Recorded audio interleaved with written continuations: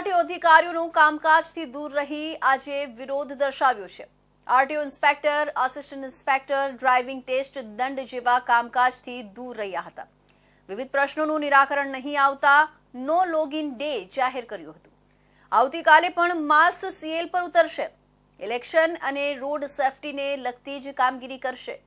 લાંબી લાઈન લાગી હતી। લોકોને ભારે હાલાકીનો સામનો કરવો પડ્યો હતો। આરટીઓ તરફથી કોઈ જવાબ મળી રહ્યો નથી। સુરત શહેરના આરટીઓ વિભાગમાં નો લોગિન ડે જાહેર કરવામાં આવ્યો હતો, જેના કારણે વાહન પરીક્ષણ, લાયસન્સ, ડ્રાઇવિંગ ટેસ્ટ અને દંડ સંબંધિત તમામ કામગીરી ઠપ થઈ ગઈ છે। આરટીઓ ઇન્સ્પેક્ટર, આસિસ્ટન્ટ ઇન્સ્પેક્ટર સહિત તમામ અધિકારીઓએ કામકાજમાંથી દૂર રહીને વિરોધ નોંધાવ્યો હતો, જેના કારણે લાખો નાગરિકોને ભારે હાલાકીનો સામનો કરવો પડ્યો। આરટીઓ અધિકારીઓ અને કર્મચારીઓ કેટલાક પ્રશ્નો અંગે નારાજ છે અને તેમને લાંબા સમયથી કોઈ સમાધાન મળતું નથી।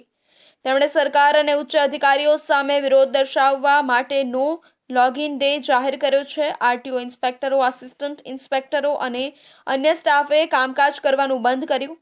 Licence renewal, driving test, fitness test, દંડ વસૂલાત સહિતની સેવાઓ સંપૂર્ણ રીતે બંધ રહી। માત્ર ચૂંટણી અને રોડ સેફટી સંબંધિત કામગીરી ચાલુ રાખવામાં આવી। સવારે આરટીઓ કચેરી ખાતે કામ માટે આવેલી મોટી સંખ્યામાં લોકો લાંબી લાઈનોમાં ઊભા રહ્યા, પરંતુ કોઈ પણ કામગીરી થતી ન હોવાથી લોકો નિરાશ થઈને પાછા ફર્યા। લાયસન્સ માટે અપોઇન્ટમેન્ટ લીધેલા નાગરિકો અસ્વસ્થ બન્યા। વાહન ફિટનેસ ચેક અને રજીસ્ટ્રેશન માટે આવેલા વાહન માલિકોને પરેશાનીનો સામનો કરવો પડ્યો। આરટીઓ અધિકારીઓએ જાહેરાત કરી છે કે જો તેમની માંગણીઓનું નિવારણ નહીં આવે તો પણ આવતીકાલે પણ તમામ સ્ટાફ માસ સીએલ સામૂહિક રજા પર ઉતરશે। આ સમગ્ર મામલે આરટીઓ અધિકારીઓ કે તંત્ર તરફથી હજુ સુધી કોઈ સત્તાવાર નિવેદન આપવામાં આવ્યું નથી। નાગરિકો હવે રાહ જોઈ રહ્યા છે કે સરકાર અને આરટીઓ વચ્ચે કોઈ સમાધાન થાય, જેથી તેઓ ફરીથી નિયમિત સેવાઓ મેળવી શકે। ગુજરાત મોટર વાહન ટેકનિકલ ઓફિસર્સ એસોસિએશન દ્વારા તારીખ 3/2/2025 થી રાજ્યવ્યાપી આંદોલન કરવામાં આવી રહ્યું છે, જેમાં અગાઉ અમારા દ્વારા આરટીઓ સાહેબને આવેદનપત્ર આપવાથી લઈને કાળી પટ્ટી બાંધીને ફરજ બજાવી, રિસેસના સમયે સૂત્રોચ્ચાર કરી અમારી માંગણીઓ રાખવી, સોશિયલ મીડિયા થકી અમારી માંગણીઓ મૂકવી, એ તમામ કાર્યક્રમો ગયા વીકની અંદર કરવામાં આવ્યા હતા। પરંતુ આજ દિન સુધી સરકાર દ્વારા અમારી માંગણીઓને લઈને કોઈ સંતોષકારક પ્રતિભાવ ના આપતા ના છૂટકે આજે અમારે નો લોગિન ડે કરી કામગીરીનો બહિષ્કાર કરવાની ફરજ પડી છે। આજના કાર્યક્રમના જે પણ જાણ અમારા દ્વારા આરટીઓ સુરતને તેમજ વડી કચેરીને પણ કરવામાં આવનાર છે, જેથી કરીને ભવિષ્યમાં નાગરિકોને અથવા અરજદારોને પણ તકલીફ ના પડે, જેના લીધે વડી કચેરી દ્વારા આગામી સમયની અંદર નાગરિકોની અપોઇન્ટમેન્ટ તેમજ તેમની કામગીરી પણ રીશેડ્યુલ કરવાની કામગીરી તેમના દ્વારા હાથ ધરવામાં આવશે।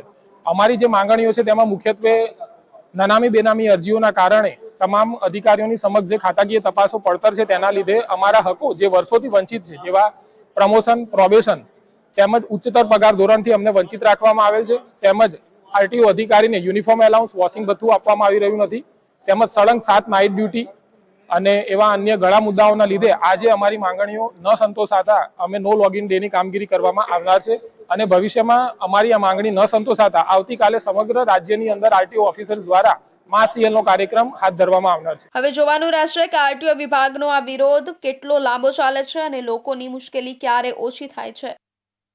સુરત મહાનગરપાલિકાની બેદરકારી સામે આવી છે। સુરત શહેરમાં મહર્ષિ આસ્તિક ઋષિ લેક ગાર્ડનની દિવાલ જર્જરિત અવસ્થામાં છે અને ગમે ત્યારે પડી શકે છે તેવી સંભાવના છે। આ એક એવી જગ્યા કે જ્યાં મોટા ભાગે સિનિયર સિટીઝન અને નાના બાળકો રોજ આવતા હોય, ત્યાં ગંભીર જોખમ ઊભું થયું છે। સુરત મહાનગરપાલિકાની બેદરકારી ફરી એકવાર સામે આવી છે। શહેરમાં એક એવી જગ્યા જ્યાં મોટા ભાગે સિનિયર સિટીઝન અને નાના બાળકો રોજ આવતા હોય છે, ત્યાં ગંભીર જોખમ ઊભું થયું છે। મહર્ષિ આસ્તિક ઋષિ લેક ગાર્ડનની દિવાલ જર્જરિત અવસ્થામાં છે અને ગમે ત્યારે પડી શકે તેવી સંભાવના છે। આ બાબતે સ્થાનિકોએ અનેકવાર એસએમસી પાસે રજૂઆત કરી, પરંતુ હજુ સુધી કોઈ પગલાં લેવાયા નથી। એસએમસી પર પણ ઘણા સવાલો ઊભા થઈ રહ્યા છે। શું કોઈ મોટી દુર્ઘટના પછી જ તેઓ એક્શન લેશે? સ્થાનિકોએ જણાવ્યું હતું કે તેઓ રોજ સવારે વોક કરવા અહીં આવતા રહે છે અને સાથે સાથે તેમના બાળકો અહીં રમે છે, પણ આ દિવાલ ક્યારે પડી જાય તેનું કોઈ નિશ્ચિત નથી। સુરત મહાનગરપાલિકા શું કોઈ દુર્ઘટના થવાની રાહ જોઈ રહી છે? જો તાત્કાલિક કાર્યવાહી નહીં થાય તો શહેરવાસીઓ માટે આ એક મોટું જોખમ બની શકે છે. સુરત શહેરની વાત કરવામાં આવે તો સુરત શહેરના ગોડાદરા વિસ્તારમાં આવેલી મહર્ષિ આસ્તિક ઋષિ લેક ગાર્ડન પર અત્યારે હાલ આપણે ઊભા છે. હું આપને સીધા દ્રશ્યો બતાવીશ એ મહર્ષિ આસ્તિક ઋષિ લેક ગાર્ડનના કે આપ જોઈ શકો છો કે કરોડોના ખર્ચે સરકારી પૈસે તૈયાર થયેલા આ ગાર્ડનની દિવાલ તમે જોઈ શકો છો કે સંપૂર્ણપણે નમી ગઈ છે, દિવાલ તૂટી ગઈ છે, જેના કારણે આવનારા સમયમાં જો આ દિવાલ પડે તો અહીં જે નાના ભૂલકાઓ રમવા આવતા હોય છે, સિનિયર સિટીઝનો રમવા આવતા હોય છે ફરવા માટે, તે તમામ લોકો ઉપર કોઈકને કોઈક જાનહાનિ સર્જાય તેવી ભીતિ દેખાઈ રહી છે. પરંતુ સુરત મહાનગરપાલિકા અહીં કોઈ પણ કાર્યવાહી કરવા રાજી નથી તેવા દ્રશ્યો સીધા કેમેરામાં જોઈ શકો છો. અવારનવાર સ્થાનિકોએ આ બાબતને લઈને અરજી પણ કરી છે પરંતુ કોઈ પણ નિકાલ નથી આવતો. અત્યારે આપણી સાથે એક ભાઈ છે, એના સ્થાનિક છે, જેમને આપણો સંપર્ક કર્યો છે અને એમને બોલાવ્યું. આપનું નામ? રાહુલ પાટીલ. રાહુલભાઈ, આ દિવાલને તમે કેટલા સમયથી અહીંયા જુઓ છો ને આના માટે તમે ક્યાંય રજૂઆત પણ કરી હતી ખરી? એસએમસીમાં અમે રજૂઆત કરેલી છે, પણ આ જ્યારથી બની છે એના પછી આનું કોઈ રિનોવેશન થયું નહીં. તો જ્યારથી એમ જોવા જઈએ કે ત્યારથી એવી ને એવી જ છે. અને અમે 6 થી 3 મહિના પહેલે બી અમે રજૂઆત કરેલી તો બી કંઈ થયું નહીં. અને આનું જ્યારથી બની ને એના 6 મહિનાની અંદર તો આ નમી ગયેલી ને અત્યારે વધારે નમી ગઈ, જેમ તમે જોઈ શકો છો તૂટવા લાગેલી છે. તો આને નીચે કે અથવા આની ચપેટમાં કોઈ આવી જાય તો એની જવાબદારી કોની રહેશે? અને કંઈ થઈ જાય ઘટના એની પછી તમે જાગો તો એ શું કામનું સર? રાહુલભાઈ, સુરત મહાનગરપાલિકાના અવારનવાર આપણે કિસ્સા જોયા છે. તક્ષશિલા જોઈ લો કે કેદારની ઘટના જોઈ લો કે એવી ઘણી બધી ઘટનાઓ છે. જ્યારે કોઈ ઘટના બનતી હોય ને ત્યારે સુરત મહાનગરપાલિકા જાગતી હોય છે. શું કહેશો? એ જ છે, તમે એની પહેલે જોઈ લો ને, એની પહેલે તમે ચોકસાઈ કરી લો. થઈ જાય એની પછી તમે સંવેદના યાદ કરો ને એવું કરો, એ શું મતલબનું? આની પહેલે તમે બનાવીને ક્લિયર કરી દો તો કંઈ ઘટના નહીં થાય. ઘટના થવા પછી આપણે જાગીએ તો એ શું કામનું સર? ચોક્કસપણે આ શબ્દો સાંભળીને એવું જ લાગી રહ્યું છે કે સુરત મહાનગરપાલિકાની એક રીત થઈ ગઈ છે કે જ્યાર સુધી કોઈનો ભોગ ના લેવાય ત્યાર સુધી તંત્રને કામગીરી કરવામાં કોઈ જ રસ નથી. અને આનું સીધું ઉદાહરણ છે તક્ષશિલા જોઈ લો કે કેદારની ઘટના જોઈ લો. આવા ઘણા બધા ઉદાહરણો સુરત મહાનગરપાલિકાના છે કે જ્યારે કોઈ ઘટના બનતી હોય ને ત્યારે જ તેઓ દોડતા દોડતા આવી જતા હોય છે. પરંતુ ઘટના ઘટે એ પહેલાં જ જો કોઈ કાર્યવાહી કરવામાં આવે તો ઘણા લોકોના જીવ બચાવી શકાય. કેમેરામેન ની સાથે હું અમિત રાજપૂત, ઇન્ડિયા ન્યૂઝ ગુજરાત, સુરત. સુરતમાં નબીરાઓ 30 જેટલી BMW, મર્સિડીઝ, સ્કોડા જેવી લક્ઝરી કાર સાથે રેલી કરી સ્ટંટબાજી કરી હોવાનો વિડીયો સોશિયલ મીડિયામાં વાયરલ થયો હતો.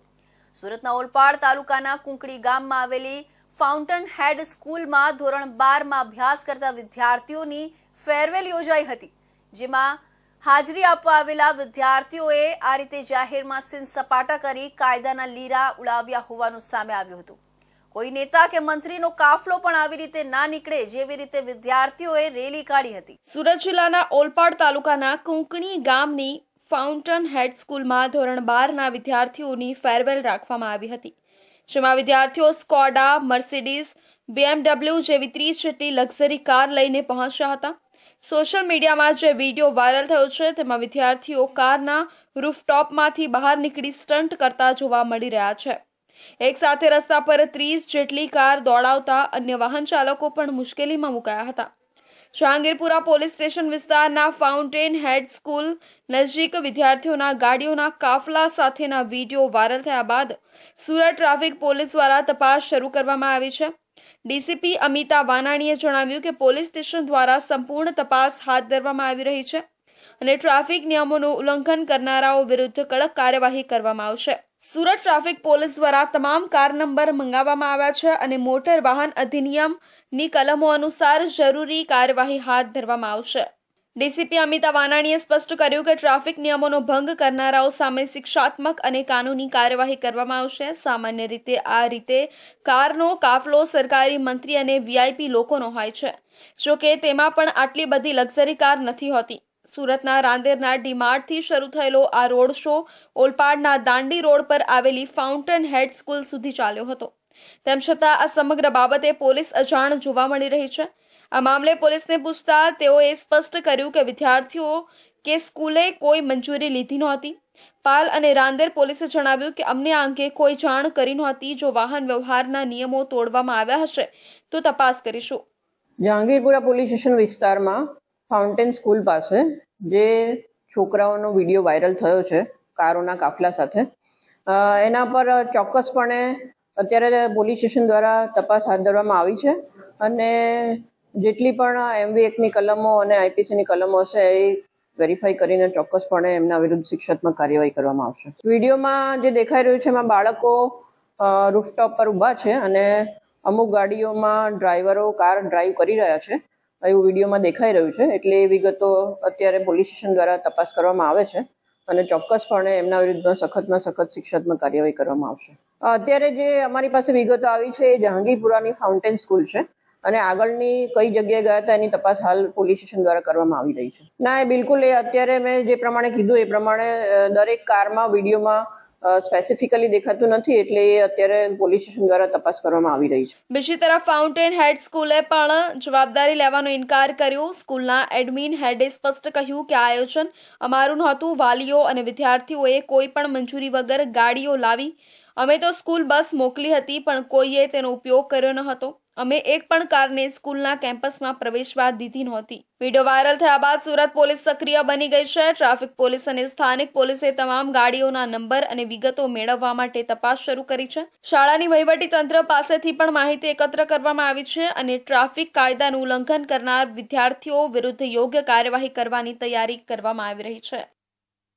સુરત મહાનગરપાલિકાની હદ વિસ્તાર એવા વરિયાવ ખાતે ઢાંકણ વગરના એક ખુલ્લા મેનહોલમાં પડવાથી 2 વર્ષના બાળક કેદારનું મૃત્યુ થયાનું મૂળ કારણ સાથે શહેરના જાગૃત નાગરિક અને સિવિલ ઇજનેર એવા સંજય ઇજાવા દ્વારા મુખ્યમંત્રી, હોમ મિનિસ્ટર, પોલીસ વડા, પોલીસ કમિશનર અને મ્યુનિસિપલ કમિશનરને પત્ર લખીને કેદારના ઘટનાના મૂળ કારણો પર તપાસ કરવા માંગ કરી છે. સંજય ઇજાવા દ્વારા લખવામાં આવેલા પત્ર મુજબ તારીખ 5 ફેબ્રુઆરી 2025ના રોજ કેદાર વેગડ નામના 2 વર્ષનું બાળકનું મૃત્યુ થયા પછી સુરત મહાનગરપાલિકાના ડ્રેનેજ ખાતું અને પશ્ચિમ ઝોન રાંદેરના અધિકારીઓ ઉપર પણ ઘણા સવાલો ઊભા થયા છે. આ ઘટનામાં બાળકના મૃત્યુ પછી અમરોલી પોલીસ દ્વારા FIR નોંધીને તપાસ હાથ ધરવામાં આવેલી છે. સુરત મહાનગરપાલિકા દ્વારા રાંદેર ઝોનના 4 જેટલા કર્મચારીને શોકોઝ નોટિસ આપીને કારણ અને જવાબ દર્શાવવા 2 થી 7 દિવસનો સમય આપવામાં આવેલો છે. પણ આ ઘટનામાં ખાલી મેન હોલનું ઢાંકણ યોગ્ય જગ્યા પર ન હતું એટલે બાળક મેન હોલમાં પડી ગયેલો અને મૃત્યુ થયું છે તેમ હાલનું તારણ છે. તે ખરેખર ખોટું છે. બાળક મેન હોલમાં પડી જવાથી મૃત્યુ થયું નથી તે અંગે સંજય ઇજાવા દ્વારા ઘણા તથ્ય રજૂ કર્યા છે જેની તપાસમાં ઉલ્લેખ કરવા માંગ કરી છે. રજૂઆત એ છે હાલમાં જે કેદાર નામના જે છોકરા જે ઘટના બન્યું છે એના પછી તપાસ એક જ દિશામાં ચાલી રહ્યા છે અને જે હાલમાં જે જગ્યા પર ફરજ બજાવનાર અધિકારીઓ એની તવાઈ અત્યારે ચાલે છે. પોલીસમાં હોય કે અથવા મ્યુનિસિપલ કમિશનરમાં હોય તો આની અંદર કંઈક મૂળ જે પ્રશ્ન હોય ત્યાં સુધી અને મૂળ જે આરોપી છે એ પ્રશ્ન સુધી આપણે પહોંચવું હોય તો એના માટે અમારી આ રજૂઆત છે. કારણ કે આ સ્ટોમ વોટર લાઇનની અંદર પડી ગયેલા હોય છોકરો તો એની અંદર સ્ટોમ વોટર લાઇનની અંદર આ જે સિઝનમાં પાણી હોવું નહીં જોઈએ કારણ કે ચોમાસા પૂરતું એની અંદર પાણી હોવું જોઈએ. તો પાણી છે તો એની અંદર પૂરતા કનેક્શનો કરવામાં આવેલું છે, તબેલાનો એની અંદર કનેક્શન કરાવવામાં આવેલું છે. છતાં આ જે છોકરો એની અંદર પાણીવાળા ગટરમાં પણ પડે તો એનો નિકાલ તો ખાડીની અંદર થવું જોઈએ. પણ આપણે એવું જાણવા મળ્યું છે આ જે છોકરો છે એ 2 કિલોમીટર દૂર વરિયાવ પમ્પિંગ સ્ટેશનના કૂવામાંથી મળ્યું છે. તો સ્ટોમ વોટર લાઇનના કનેક્શન કૂવામાં કઈ રીતે થાય? તો આ એક બહુ મોટો પ્રશ્ન છે. સંજય ઇજાવાના કહેવા મુજબ આ ઘટના અનુસંધાને મારા દ્વારા ઉઠાવવામાં આવેલા સવાલો પર એક્સપર્ટ ઓપિનિયન લેવું જરૂરી છે જેથી બાળક કેદારનું મૃત્યુના અસલી ગુનેગારોને બહાર લાવશે અને સુરત શહેરમાં વસતા લાખો પરિવારને આ પ્રકારની ઘટના બીજી વાર ફેસ કરવી ન પડે તે હેતુથી આ ઘટના તમામ મુદ્દાઓ પોલીસ તપાસમાં અને SITની રચના કરીને તપાસ કરવામાં આવે તેવી માંગ પણ કરી છે. તો હવે સમય છે એક વિરામનો.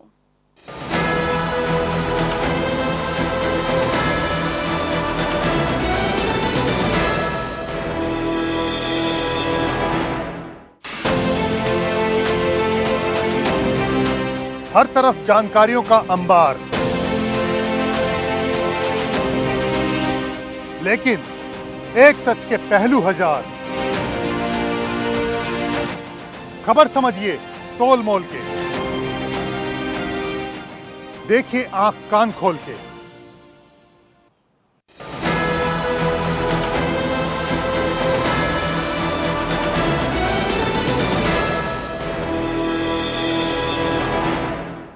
વિરામ બાદ ફરી આપ સૌનું સ્વાગત છે. રાસાયણિક દવા અને યુરિયા ખાતરની ખર્ચાળ ખેતીને તિલાંજલિ આપીને ખેડૂતો હવે મોટી સંખ્યામાં પ્રાકૃતિક ખેતી તરફ વળી રહ્યા છે. ત્યારે સુરત જિલ્લાના માંગરોળ તાલુકાના ગોડબાર ગામના આદિવાસી ખેડૂત હર્ષદભાઈ ભુલજીભાઈ ચૌધરીએ પ્રાકૃતિક ખેતીમાં પણ એક કદમ આગળ વધીને જંગલ મોડલ આધારિત પ્રાકૃતિક ખેતી શરૂ કરીને સફળતા મેળવી છે. રાસાયણિક દવા, ખેડ અને ખાતર વગરની પ્રાકૃતિક ખેતી કરનાર હર્ષદભાઈએ સૌપ્રથમ 1 એકર જમીનમાં પ્રયોગ કરી ધાર્યું પરિણામ મેળવ્યું છે. ત્યારબાદ સતત 7 વર્ષથી જંગલ મોડેલ આધારિત ખેતી કરી અન્ય ખેડૂતો માટે પ્રેરણારૂપ બન્યા છે.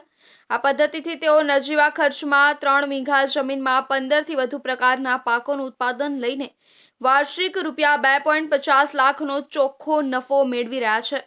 પ્રાકૃતિક ખેતીથી સારો પાક, વધુ ઉત્પાદન અને વધુ આવક મળતા હર્ષ સાથે ખેડૂત હર્ષદભાઈ ચૌધરીએ જણાવ્યું કે નાનપણથી જ ખેતી પ્રત્યે લગાવ રહ્યો છે, જેમાં શાકભાજીની ખેતીમાં વધુ રસ હતો અને શાકભાજીની માવજત જાતે જ કરતો.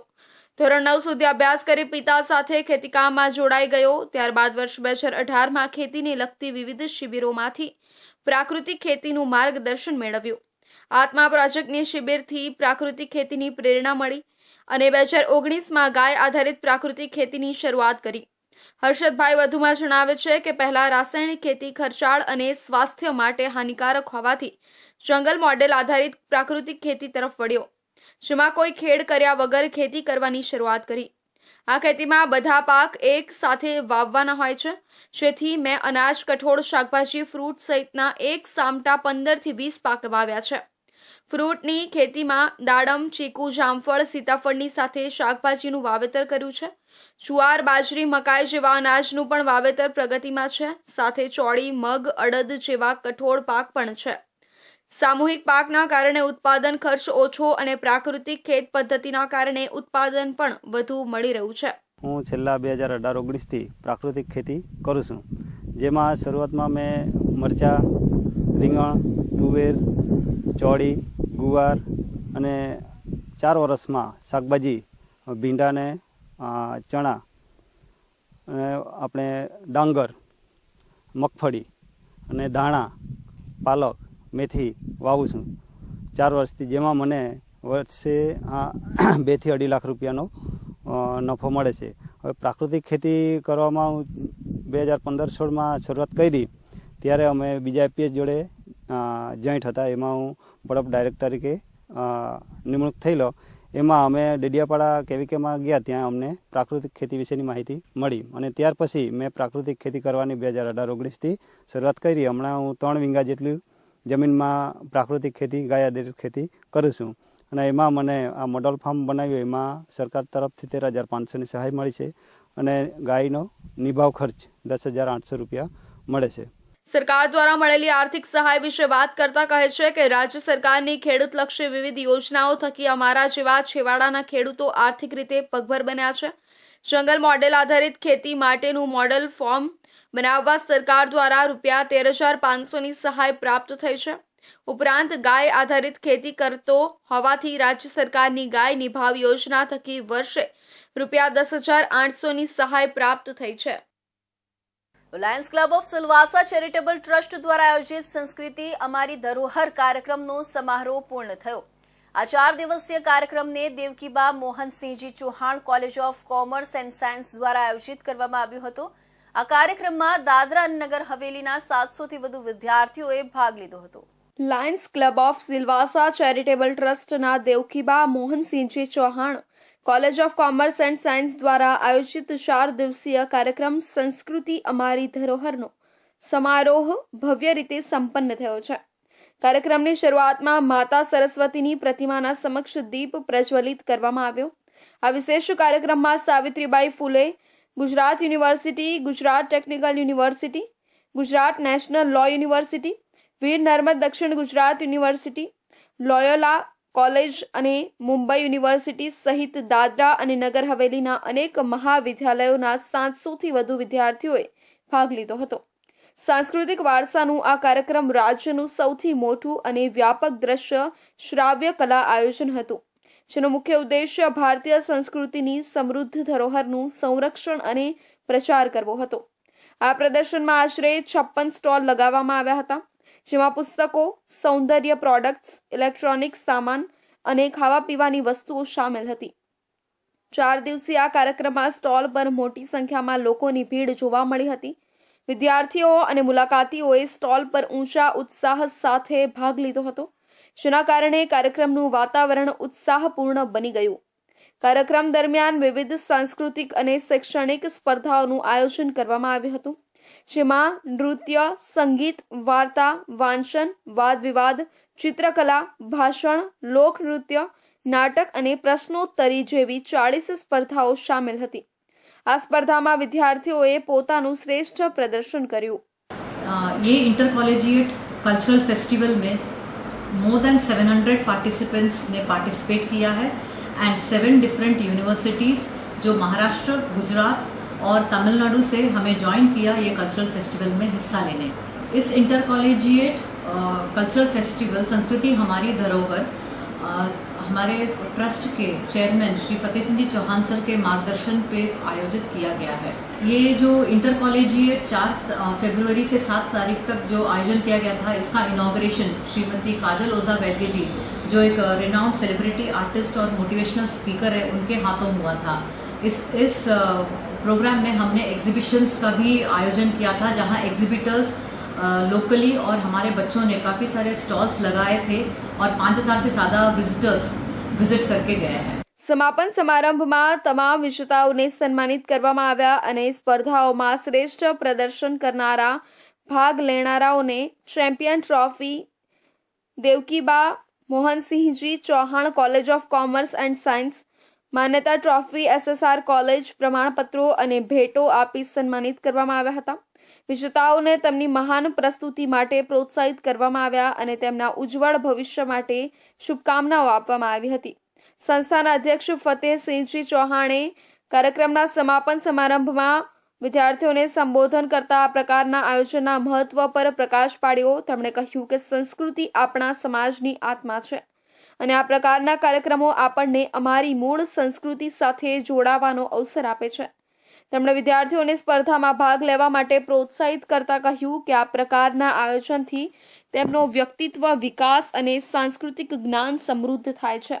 આ 4 દિવસીય પ્રદર્શન સમગ્ર રાજ્યમાં ચર્ચાનો વિષય બની રહ્યું અને ભારતીય સંસ્કૃતિના સંરક્ષણ માટે લોકોને જાગૃત કરવાના કાર્યમાં સફળ રહ્યું. ભરૂચ કલેક્ટર કચેરીમાં આદિવાસી સમાજે આવેદનપત્ર આપ્યું હતું. સોનેરી મહેલ પાણીની ટાંકીમાં કામ કરતા કર્મચારી ચાલુ નોકરીએ મૃત્યુ પામતા મૃતકના પરિવારને યોગ્ય વળતર તેમજ છોકરાને નોકરી આપવામાં આવે તેવી માંગ સાથે કલેક્ટર કચેરીમાં આવેદનપત્ર આપવામાં આવ્યું હતું. ભરૂચના સોનેરી મહેલ પાણીની ટાંકીમાં એક દુઃખદ ઘટના બની હતી, જેમાં ફરજ પર રહેલા એક કર્મચારીનું મૃત્યુ થયું હતું. આદિવાસી સમુદાયના મૃતકના પરિવારે ભરૂચ કલેક્ટર કચેરીમાં ન્યાય અને વળતરની માંગણી કરતી અરજી રજૂ કરી છે. ભરૂચના કલેક્ટર અને જિલ્લા મેજિસ્ટ્રેટને સંબોધિત આ અરજીમાં પરિવારના નુકસાન માટે યોગ્ય વળતર અને મૃતકના પુત્રને નોકરી આપવાની વિનંતી કરવામાં આવી છે. પરિવારની અરજી અકલ્પનીય દુર્ઘટનાઓનો સામનો કરવા માટે ટેકો અને સ્થિરતા મેળવવાનો એક ભયાવહ પ્રયાસ છે. ભરૂચ કલેક્ટર કચેરી જિલ્લાના વહીવટી મુખ્ય મથક તરીકે સ્થાનિક વસ્તીની ફરિયાદોને સંબોધવા માટે જવાબદાર છે. કલેક્ટર અને જિલ્લા મેજિસ્ટ્રેટ તુષાર સુમેરા IASના નેતૃત્વ હેઠળ કલેક્ટર કચેરી સમુદાયની જરૂરિયાતો પ્રત્યે પ્રતિભાવશીલ રહેવા માટે પ્રતિષ્ઠા ધરાવે છે.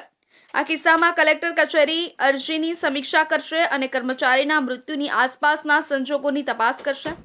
અરજીમાં વિનંતી મુજબ અધિકારીઓ પરિવારને વળતર અને રોજગાર સહાય પૂરી પાડવાનું પણ વિચારી શકે છે. આજરોજ અમે મૃતક અમારા કર્મચારી નગરપાલિકાના શંભુભાઈ જયશંકભાઈ વસાવાના માટે અમે અહીંયા રાવ નાખવા માટે આવે છે કલેક્ટર કચેરીએ. 27 વર્ષનું યોગદાન આપેલું હોય અને નગરપાલિકા જે સાચા પક્ષો છે એમની પાસે અમે ઘણીવાર એમના પરિવાર જોડે, એમના બાળકો જોડે અને અમારા સમાજ દ્વારા ઘણીવાર 2 થી 3 વાર એમને રાવ નાખી છે કે મૃતકને તમારાથી ફૂલ લઈને ફૂલની પાંખડી રૂપે એમને કંઈક સહાય આપો, વળતર રૂપે સહાય આપવી જોઈએ અને એમના છોકરાને હમણાં હાલ પૂરતી નોકરી આપવી જોઈએ. જો તમારે નાલેસી ભર્યો તમારો છુપાવવા માટે તમે જો ચોમાસામાં એક બહારના વ્યક્તિ તરીકે એ ગટરમાં તણાઈ ગયા હતા અને જ્યારે 2 દિવસની સખત રજૂઆત પ્રમાણે એમને જો નોકરી અને વળતર આપેલું હોય તો તમારા માટે શંભુભાઈ વસાવાએ અમારા આદિવાસીએ ત્યાં 27 વર્ષ એમનું લોહી વેરી એમનો પસીનો વેરીને તમને આપેલું હોય તો એમના માટે અમારે ભીખ કેમ માંગવી પડે? આ ઘટના કાર્યસ્થળની સલામતી સુનિશ્ચિત કરવા અને દુર્ઘટનાઓથી પ્રભાવિત પરિવારોને પૂરતો ટેકો પૂરો પાડવાના મહત્વ પર ભાર મૂકે છે. આદિવાસી સમુદાયની અરજી હાંસિયામાં ધકેલાઈ ગયેલા સમુદાયોની ફરિયાદોને સંબોધવામાં સહાનુભૂતિ અને સમજણની જરૂરિયાતની યાદ અપાવે છે. દાદરા નગર હવેલીના નરોલી ગામે મીત પાર્ટી પ્લોટ ક્રિકેટ ગ્રાઉન્ડ પર કાપડી સમાજ દ્વારા એક વિશેષ ક્રિકેટ ટુર્નામેન્ટનું આયોજન કરવામાં આવ્યું હતું. આ ટુર્નામેન્ટનો મુખ્ય ઉદ્દેશ્ય કાપડી સમાજની એકતા અને સમુદાયના ઉછળતા ખેલાડીઓને પ્રોત્સાહન આપવાનો હતો. આ ટુર્નામેન્ટના વિજેતા અને રનરઅપ્સ ટીમને કાપડી સમાજના પ્રમુખ પ્રકાશભાઈ તંબોલી તથા ઉપસ્થિત મહેમાનોના હસ્તે ટ્રોફી અને રોકડ ઇનામથી સન્માનિત કરવામાં આવ્યા હતા. દાદરા નગર હવેલીના નરોલી ગામે મીત પાર્ટી પ્લોટ ક્રિકેટ ગ્રાઉન્ડ પર કાપડી સમાજ દ્વારા એક વિશેષ ક્રિકેટ ટુર્નામેન્ટનું આયોજન કરવામાં આવ્યું હતું. આ ટુર્નામેન્ટનો મુખ્ય ઉદ્દેશ્ય કાપડી સમાજની એકતા પ્રદર્શિત કરવી અને સમુદાયના ઉછળતા ખેલાડીઓનું પ્રોત્સાહન વધારવું હતો. ટેનિસ બોલ ક્રિકેટ ટુર્નામેન્ટમાં કુલ 11 ટીમોએ ભાગ લીધો હતો. આ ટુર્નામેન્ટની ફાઇનલ મેચ ડોકમરડી 11 અને વલસાડ 11 ટીમ વચ્ચે રમાઈ હતી.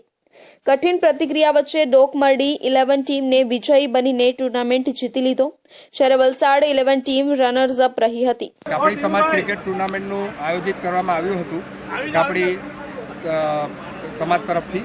તો એમાં સફળતાપૂર્વક ઘણી મજા આવી ગઈ અને જે આયોજન હતું તે ખરેખર ઘણું સરસ હતું.